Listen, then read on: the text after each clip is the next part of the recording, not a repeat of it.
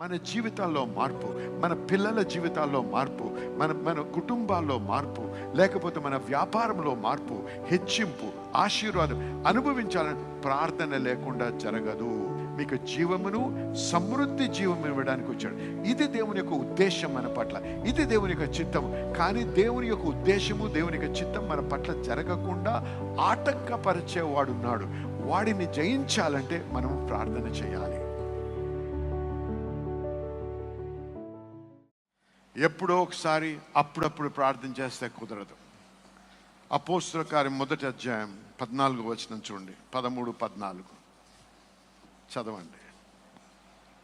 హల్లెలూయా. వారు పట్టణంలో ప్రవేశించి తాము బస చేయుచుండిన మేడగదిలోనికి ఎక్కిపోయిరి. వారెవరనగా పేతురు, యోహాను, యాకోబు, అంద్రెయ, ఫిలిప్పు, తోమా, బర్తలోమయ, మత్తయ్య, అల్ఫయు కుమారుడు యాకోబు, జెలోతే అనబడిన సీమోను, యాకోబు కుమారుడు యూదాను వారు. వీరందరూ వీరితో కూడా కొందరు స్త్రీలను, యేసు తల్లి అయిన మరియయు ఆయన సహోదరులను ఏక మనసుతో వాళ్ళందరూ కూడా 120 మంది, ప్రత్యేకమైన పేర్లు కాక 120 మంది పైగది ఏంటది మేడగదిలో ఏం చేస్తున్నారు చూడండి. ఇక్కడ ఆయన సహోదరుల ఏక మనసుతో ఎడతెగక ప్రార్థన చేయుచుండిరి. ఎడతెగక ప్రార్థన చేయుచున్నారు. హల్లెలూయా. చూసారా, వీరు దేవునితో, యేసు ప్రభువుతో 3.5 సంవత్సరాలు వరుస తప్పకుండా ఆయనతో నడిచారు, వాక్యం విన్నారు, అద్భుతాలు చూశారు. వారు కూడా దేవుని చేత వాడబడ్డారు. మత్తయి సువార్త 10 చూసినట్టయితే వారు కూడా దయ్యాలు నెలగొట్టారు, మరణించిన వారిని లేపారు, అనేక స్వస్థతలు జరిగించారు. వారు కూడా ఏం చేస్తున్నారండి? ప్రార్థిస్తున్నారు, ఎడతెగకుండా ప్రార్థిస్తున్నారు. ఎందుకో తెలుసా? యేసు ప్రభు ఒక మాట అన్నాడు. ఏమన్నాడంటే, యెరూషలేము వదలకండి, ఎందుకంటే పరిశుద్ధాత్ముడు వచ్చినప్పుడు, మీ మీద దిగి వచ్చినప్పుడు మీకు శక్తి పొంది మీరు నాకు సాక్షులుగా ఉంటారు అన్నాడు. హల్లెలూయా. అయితే దేవుడు తండ్రి ఇచ్చిన వాగ్దానం నెరవేర్చబడే వరకు యెరూషలేము వదలొద్దు అన్నాడు. అంటే గమనించండి, ఇక్కడ దేవుడు ఇచ్చిన వాగ్దానము మన జీవితంలో నెరవేర్చబడాలంటే ప్రార్థన లేకుండా జరగదు. అర్థమైంది మీ అందరికీ? దేవుడు మాట్లాడు కాబట్టి జరిగిపోద్ది కాదు.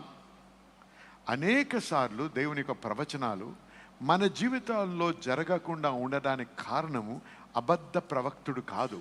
మీరు చేయాల్సిన, మనము చేయాల్సిన క్రియ మనము జరిగించలేదు కాబట్టే సాతాను దాన్ని అడ్డగించి అది జరగకుండా చూశాడు. చూడండి, దానియేలు ప్రార్థించడం మొదలుపెట్టాడు. అయితే వాక్య ప్రకారం చూసినట్టయితే దానియేలు ఎప్పుడు ప్రార్థన మొదలుపెట్టాడో ఆ మొదటి దినమునే జవాబును పంపించాడు ప్రభు. హల్లెలూయా. కానీ ఆ జవాబును అడ్డగించాడు ఎవరు? పర్షియా యొక్క prince of Persia Raju. Okay. కానీ అక్కడ 21 దినాలు ఆపబడ్డాడు. మిఖాయేలు వచ్చి ఆయన విడిపించే వరకు. ఆమేన్. గమనించండి, ఇక్కడ మన పోరాటము దేవునితో కాదు, ఇక్కడ మన పోరాటము మనుషులతో కాదు, ఇక్కడ మన పోరాటం దేవుని వాగ్దానం మన జీవితంలో జరిగించబడాలంటే అది జరిగే వరకు ఎడతెగకుండా ప్రార్థన చేయాలి. ఎడతెగకుండా ప్రార్థన చేసినప్పుడు అకస్మాత్తుగా ఒక దినాన పరిశుద్ధాత్ముడు దిగి వచ్చాడు. హల్లెలూయా. అలాగే దేవుడు మనకిచ్చిన వాగ్దానం మన జీవితంలో నెరవేర్చబడాలంటే ప్రార్థన చేయకుండా అది జరగదు. అర్థమవుతుంది అందరికీ? అందుకే ఏమవుద్దో తెలుసా, మనలో అనేక మంది దీన్ని అనుభవిస్తారు, అనేక మంది ఏమీ అనుభవించరు. ఎందుకు? ఒకటి, నమ్మరు. రెండవది, ప్రార్థన చేయరు. నమ్ముతున్నామంటే నమ్మకం కాదు, నమ్మినట్టయితే దాని ప్రకారంగా ప్రవర్తించాలి, దానికి తగ్గట్టుగా ప్రార్థన చేయాలి. అర్థమైన వారు ఆమేన్ చెప్పండి. హల్లెలూయా. ప్రార్థన యొక్క ప్రాముఖ్యత మీకు చూపిస్తున్నాను. ప్రార్థన లేకుండా జరగదు. మన జీవితాల్లో మార్పు, మన పిల్లల జీవితాల్లో మార్పు, మన కుటుంబాల్లో మార్పు, లేకపోతే మన వ్యాపారంలో మార్పు, హెచ్చింపు, ఆశీర్వాదం అనుభవించాలని ప్రార్థన లేకుండా జరగదు. దేవుడు, నేను మిమ్మల్ని మీకు ఎందుకు వచ్చాను? మీకు జీవమును సమృద్ధి జీవం ఇవ్వడానికి వచ్చాడు. ఇది దేవుని యొక్క ఉద్దేశం మన పట్ల, ఇది దేవుని యొక్క చిత్తము. కానీ దేవుని యొక్క ఉద్దేశము, దేవుని యొక్క చిత్తం మన పట్ల జరగకుండా ఆటంకపరిచేవాడున్నాడు. వాడిని జయించాలంటే మనము ప్రార్థన చేయాలి. అర్థమవుతుంది మీ అందరికీ? హల్లెలూయా. కాబట్టే ఈ యొక్క 21 దినాల్లో ఆల్రెడీ 3 దినాలు అయిపోయాయి, కాబట్టి ఈరోజు సాయంత్రం లేదు, రేపు సాయంత్రం మళ్ళీ ఆగ్రాసెన్లో మనం కూడుకుంటున్నాం. దయచేసి సమయం చేసుకొని మీ జీవితం మార్పు చెంది మీరు జయించాలి అనే ఆశ మీ హృదయంలో ఉన్నట్టయితే, ఉన్న స్థితి కంటే ఉన్నత స్థితికి వెళ్ళాలనే ఆశ ఉన్నట్టయితే, దేవుడిచ్చిన వాగ్దానం మీ జీవితంలో జరగాలనే ఆశ ఉన్నట్టయితే, బలవంతం లేదు, ఆశ ఉన్నట్టయితే ఎడతెగకుండా రండి, ఎడతెగకుండా ప్రార్థన చేద్దాం. ఖచ్చితంగా దేవుని యొక్క వాగ్దానం మన జీవితంలో అనుభవిద్దాం. హల్లెలూయా. నమ్మిన వారు ఆమెన్ చెప్పండి ఒకసారి.